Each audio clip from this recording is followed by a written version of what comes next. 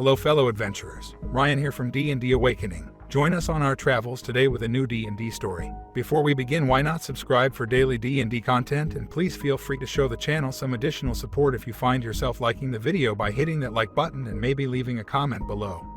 The engagement really helps us to reach more people and grow our community. Thank you for your support. When a good man goes to war in D&D, after finding RPG horror stories, I decided to share mine. Many moons ago, in 3rd edition D&D, I gamed with a group of casual friends, all adults in our 20s to 30s. We'd run this group for long enough to get a Lord of the Rings style quest. We'd found a big bad evil item and needed to chuck it into a specific volcano to be rid of it. Then we had a new player join the game group, Chad. He started dating another party member, so they were a package deal. Chad's edgy rogue took an instant dislike to my character Jimmy. As a longtime gamer, I'd finally acknowledged my need for RP and had made Jimmy a cleric of Vulcan. Jimmy's RP shtick was when the party arrived at a village, he'd mend local farm implements for free if people listened to him preach about Vulcan. Jimmy was also a total support cleric. I only cast heal and buff spells. Finally, Jimmy was an unrelenting ray of sunshine even in the darkest moments of the game, facing overpowered enemies and most of the party is single-digit HP. Jimmy would RP calling on Vulcan's mighty power to save everyone as he cast heals and even tank to save people. This all annoyed Chad to no end. I was never sure quite why. Fast forward to facing a homebrew-type snake creature that popped out of a hole in the ground. It mesmerized most of the party except for two, Chad and Jimmy. Jimmy tanks it while Chad drags the party to safety. As my fellow gamers watch, helpless in character, Chad deliberately lets Jimmy die to the snake instead of helping him escape. Jimmy's body is even dragged into the hole and lost to the group. Other party members were pissed. DM was pissed. I was pissed. Chad says, well, it's not like we needed him. Cue entire party yelling Jimmy was carrying the evil artifact. Yes, I'd been the only one they trusted not to be corrupted by its influence. They're Bilbo Baggins, whose intrinsic goodness had resisted temptation. Even I'd had to make a couple of saves, why not? Moments. One party member had a luck blade, which in 3.5 could cast wish. The DM, no fool, had only put one wish spell in the blade. The party member uses it and says, I wish Jimmy were alive again and back here with us.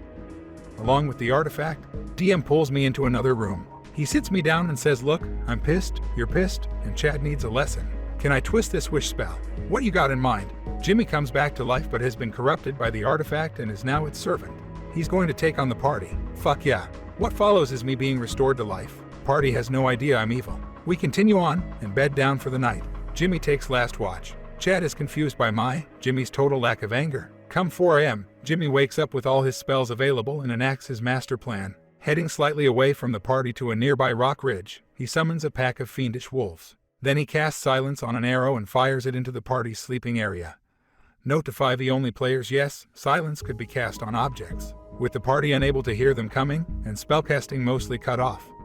Jimmy and the wolves closed in. Just before reaching the area of silence, Jimmy cast Entangle on the party as they slept. Most of them were unable to break free, but hey, the plants wrapping them up woke most of the party. I wish I could say it was a TPK. Sadly, I suffered from the worst dice rolls of my life during that combat, and the party rolled some of the most consistent high rolls. The wolves put several party members out of action before dying.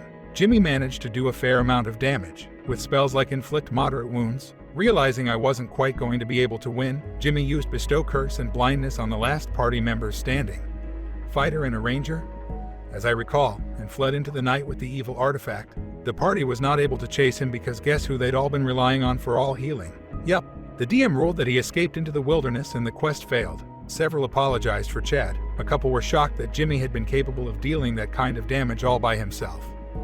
The D&D group never held another game session, and that is how I first got to play an evil PC in D&D. Come on Jimmy, we love you Jimmy. Well, I know I do after that. Do you love Jimmy as well? Why not let us know down below what you think? And if you enjoyed the video, please show your support by hitting that like button. And maybe consider watching another story on screen now. Until next time, stay safe and I'll see you soon.